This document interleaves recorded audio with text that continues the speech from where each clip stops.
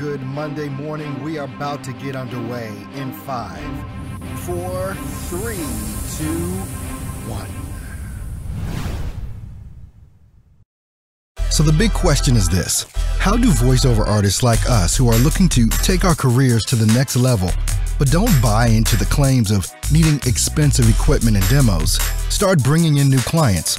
How do you follow a clear path to changing your voiceover side hustle into your full-time job and stick it to those that said you couldn't?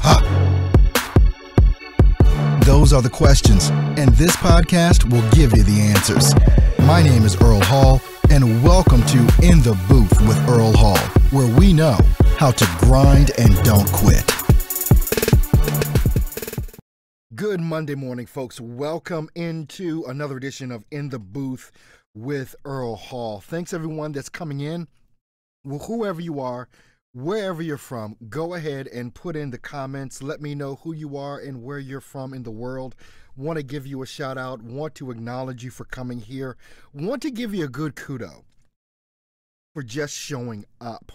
This lets me know that you're looking for exactly what we do here on In the Booth with Earl Hall, yours truly.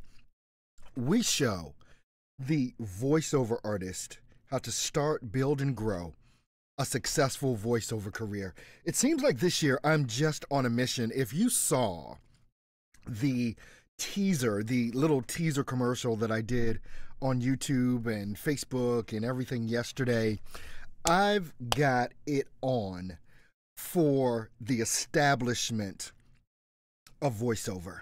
Not the whole thing, not everybody, but there's this underlying thing in voiceover that to me seems like it's trying to hold you back, trying to keep you back, trying to make you think that you're not ready, that you're not good enough, that you don't have what it takes, that you got to do this and you got to do that. Let me tell you something.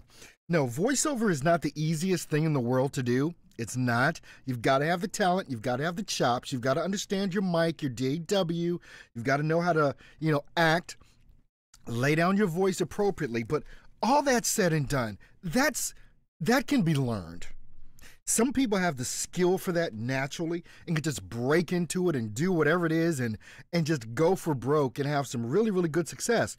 But there's some folks that need that little bit of training. There's some folks that need that little bit of push. And all it is information. All it is are tactics. All it is are some tools that you need to put into place with your voice and with your acting performance to make this thing possible. The whole thing about voiceover, though, you've got so many different levels of voiceover in regards to, when I say levels, whether I'm talking about genre, industry, whether I'm talking about the income, things of that nature, and the different types of voiceover that can be done. If you are a voiceover artist, a voiceover talent that does movie trailers and you're at the top of your game, that is the top of the game. That is the top bar for getting paid in this industry, okay? Most of us are not there. That's the tip of the iceberg. We're somewhere below the water level, but below the water level, that iceberg is biggest, and there's a ton of work to be done. Which brings to mind something else. I hear over and over and over again from, I've said it, voiceover coaches, voiceover artists, and everything else. You hear it all the time. There's a ton of work out here. There's enough work for everybody. Why is everyone not getting work? Did you ever, you've heard this, haven't you? You've heard people say, literally, there's more work out here than the number of voiceover artists that are out here. There's tons of work. Where the hell is all this work? You may wonder. You may ask. Well, let me tell you where all of this work is, because there is work out there, but people need to know who you are, where you are, what you do, and how they can go ahead and hire you. But the thing is that most people, voiceover artists that is, have no clue how to put themselves out there. Putting yourself out there is not getting on a pay-to-play. Putting yourself out there is not just about being on a freelance site. Putting yourself out there is not just about joining another Facebook group or taking another course or whatever it is. When I'm talking about putting yourself out there, I'm talking about doing the things that are going to get you in front of the people that have the ability to hire you. That is it. If you've never heard me say this before, and if this is the first time you hear me say what I'm about to say, you will hear me say this until the cows come home. As a voiceover artist, your number one job is to get voiceover clients. And people that have been watching me and following me for a while, they just followed me in my speech there. The number one job that you have as a voiceover is to get clients. And the only way to get clients is to become a master at marketing and sales.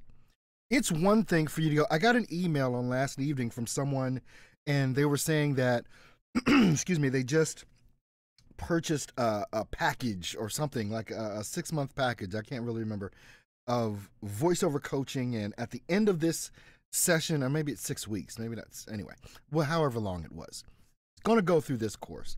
And at the end of it, he's going to have a demo. And through the training, he's going to learn his DAW, and he's going to learn how to do voiceover and all that kind of good stuff. Great.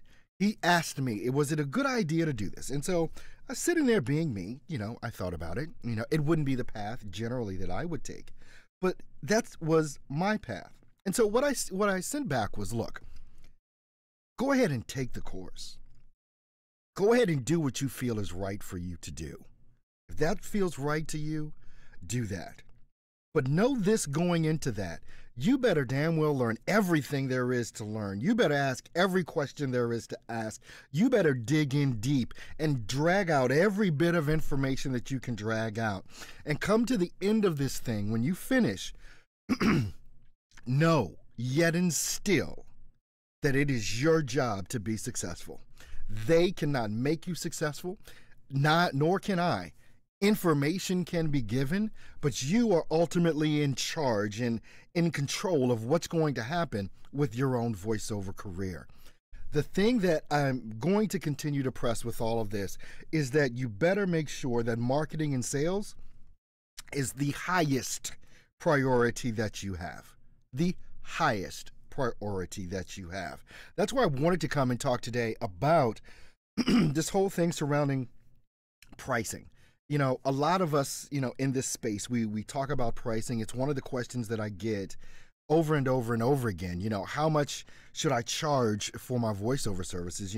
What should be the charge for this? And it's so funny. I get that question when someone gets a job. So what that means is that there's been no thought process most of the time in regards to what it is that you need to charge and what it is that you're all about and what you feel your value is and all that other kind of stuff. All of a sudden, somebody says they want to hire you. Now you want to ask the question, how much do I charge? That's not the time. Before you get your first client, you need to know that. Before you get your first client, you need to know who it is that you're marketing to, what it is that you do as far as voiceover goes, what your strengths are, weaknesses, whatever it is. There's certain things that you need to know. It is not time when you get your first client to start trying to figure out your DAW. There's too much practice material out here. There's too many scripts. There's too many YouTube videos. There's too many podcasts. There's too many blogs in regards to what it is that you need to do to set up an appropriate voiceover. And so before you get your first client, make sure you understand some of those key things before that happens. Now, when it comes in, by the way, for all of you that are joined in, thank you so much. Go ahead and put in the comments where you are and who you are and all that kind of good stuff so that I can see. I don't know how many folks we got in on YouTube. I see folks from Periscope coming in off the chain. Where are my YouTubers at? Where are my YouTubers at on here? That's like my biggest audience. Where you guys at? You're letting Periscope bust you out here. But anyway, your pricing, what it is that you charge for your voiceover services is a very personal thing. And it's one of those things that you'll get a ton of different advice in regards to what to do, depending on who it is that you listen to. Now, I don't care how many different voiceover coaches you listen to or consultants or whatever else, you need to find, and something's going to feel right to you. I'm just going to say that. Something's going to feel right to you. You're going to have the advice to list your pricing. You're going to have the advice to not list your pricing. You're going to have the advice to charge industry standard rates all the time, no matter what. And you're going to have the advice to charge less than industry standard rates in order to get work. So, what do you do and how do you do this? Let me just tell you this. Advice is good, but it's a dime a dozen. This is what I've really come to understand is when we're talking about a voiceover artist, it seems to be this breed of people and a specific type of industry that if you don't do it a certain way, there's something wrong with you. And you're wrong, and you're destroying the industry, and you're putting a bad name and a bad image on the voiceover industry. I don't hear anyone else in the world talk about their industry like that. Ever. I don't hear McDonald's complaining about how much Burger King charges. I don't hear, Toyota complaining about how much Chevrolet charges. You don't hear this. It's like you develop a product, you charge it what you feel it is worth. You can go by industry standard rates. I don't think there's anything wrong with that. If that's whoever made up, that's the industry standard rate. I don't know who Mr. Industry Standard Rate is, but somebody made up this rate, and you can find it on plenty of places online as far as what industry standard rates are. And if that's what you want to charge, be my guest. Please charge what you feel you need to charge, for whatever reason. Just do it. Now, when I'm looking at my clients, because of how we do business at Earl Hall Studio, it is not all about industry standard rates all the time. It just is not. We're in a global market. Folks overseas are not going to come near industry standard rates. They're not. China's not. India's not. Asia's not going to come near what we charge in the Western world as far as industry standard rates goes for voiceover. People right here in the United States of America or in the Western world that you have startups and people just beginning in business and, brand new radio stations, internet radio, podcasts, new television stations that may pop up, whatever. They're not going to pay industry standard rates. They are going to go to cheapo sites and try and get the cheapest that they can for voiceover in the beginning. I believe that that's what happens over and over again. They try and find the doggone cheapest rate they can find. Now, as a brand new voiceover artist, some will tell you that never ever take less than industry standard rates. It just does not make sense to me. When you come into this industry or any industry at all, you've got to get your chops wet. And the fastest way to begin to get work is to get practice and to get something in your resume and all that other kind of stuff. And even to have something on your demo that's actually real. There's nothing wrong with doing free spec work. There just isn't. Spec work, and I do a whole training on this, on how spec work or free work can lead to paid work, but you've got people out there telling you never ever do free work. Well, I've done a ton of free work, and that free work has developed into business. It continues to over and over and over again if you understand the strategy behind it and if you're willing to put in the work and do the work. If you're going to be a brand new voiceover artist and sit behind your, behind your microphone and look at your computer and say, for a 30-second commercial, you must pay me $300, and that's your stand, and you want to take that stand, God bless you. You will be sitting there by yourself looking at your computer and your microphone for a very long time. Now, once you get your feet wet and people understand and they can tell that you've been in the industry for a while and they understand that, and you've developed a client base around this, you can go for broke on that. You can really start making a very good living. But I think there's a beginning point, and there's nothing wrong with the beginning point and getting on a site like a Fiverr or an Upwork or something like that and charging low rates to start getting some work in an industry of new people around. I always forget to turn off my smartphone. Anyway, in an industry of people that are upstarts and, startup companies and new businesses starting, They're looking for how to start their business. Look at you. Let's just take you for example. How much have you spent on your voiceover career? How much, I mean, when you go looking for background music, do you look for free background music? Or do you look for paid background music? When you look for anything in regards to plugins, do you look for free plugins for your DAW? Or do you look for low cost? Or do you look for, I want the most expensive plugin I can find? It's just human nature when you're starting out. So don't be fearful of people, or don't be discouraged by starting off at a low point. But now, I never, ever, ever will suggest that you list your prices. That's my thing. There are certain things that if you do and you do them wrong, you will cut your throat when it comes to pricing.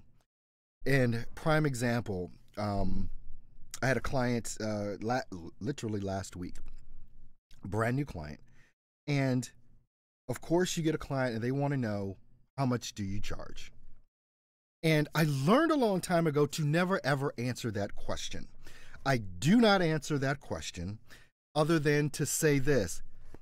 The way that Earl Hall Studio works, and we're proud of working this way, is that we're willing to work with anyone across the globe and work within their budget. So whatever your budget is, we can help you within that framework. What kind of budget are you looking at? Boom. Period. You learn something like that. What happens is they said, oh, well, we have a budget of X amount of dollars, which was 3 times higher than what I had in my head if I were to say something out loud. I would have cut my throat. I would have missed out on 3 times what I had in my head to say. So no matter what level you are at in this voiceover game, if you remember nothing else, when someone asks you, how much do you charge? You may say industry rates, and that person you're talking to may not even understand what industry rates are. They may just have a budget, and that budget may blow industry rates out of the water. So what do you do then? This is why I learned early on not to quote a price. I do not do it. If someone were to press me, I'll say, standard industry rates for something like this would be X amount of dollars, but it usually never gets to that. The only thing I want to put in your head is that when someone asks you how much you charge for your voiceover services, your response should only be, we'll work within your budget. What's that? And let them go, let them say what it is that they have to say. And I tag on a little explanation. We do work all over the world, so having a rate card just makes no sense to us. So we've become very comfortable with working in the budget of the clients that we have. What's your budget? We'll work within that. They'll tell you. Believe me, they will tell you if they're interested in doing work with you. So that's the main thing. So I don't care how you get started. I don't care if you charge rock bottom prices. I don't care what anyone else says, quite honestly. And if you know anything about me, I don't care what anyone else says. There are certain things that I believe in my core, and I believe that the voiceover industry is changing rapidly with the advent of the home studio, and people are able to do whatever it is that they need to do right within the comfort of their own home studio and produce outstanding quality. So this is the thing. Also, now, if you've got any questions, go ahead and make sure that you put them into the chat area so that I may see them. And yeah, but if you've got any questions, let me know, and I will take them right now. And I'm just trying to make sure that I can't see up on Facebook. The comments and stuff like that come up on screen, I can obviously see readily, but Facebook comments are just so challenging that I can't get them up on screen, so I have to make sure that I go to the actual Facebook page and try and determine what's going on over there. But at any rate, if you have any questions, now would be the time to go ahead and ask that question while I'm sitting here fumbling and trying to get a bird's eye view here as to what's going on over on Facebook with that. But I want to thank you so much for coming into this live stream, and I'm going to be here for you. I've decided it's Monday through Friday. Monday through Friday, 10 a.m. Central Standard Time. I'm going to be coming to you, bringing you the best information I can in this whole thing in regards to voiceover. This week, we've got a bunch of stuff coming up. Just know that if you are not a member at stepstovoiceoversuccess.com, which is an absolutely free site, go ahead and join up there. Ton of free information that's there that's going to help you start, build, and grow your voiceover business from whatever stage you are to whatever stage it is that you want to be. Just understand that all of this is about doing the work. And it's a lot of work to do. Being a voiceover artist is not the easiest thing to do, and that's mostly because people just don't have the information that they really need. They don't have, what should I say, an inkling of exactly what it is that they ought to be doing in regards to their voiceover career. So as I'm winding down, as I'm winding out of all of this stuff, the thing that you need to understand and the thing that you really, really need to realize is that if you're willing to do the work, you can grow. If you're willing to do the work, you can grow. You've got to, as I say, grind and don't quit. Now, I believe in you. How much do you believe in yourself? And how much is what you say you want lining up with what you're actually doing? Because if the two are not lining up, there's something wrong. So make sure you go ahead, get in there, subscribe to the channel on YouTube if you're there. Make sure you tick the bell notification so that you're notified the instant I go live and when I do a live stream like this. Thanks so much for tuning in, guys. I'll see you on tomorrow, 10 a.m. Central Standard Time. You take care.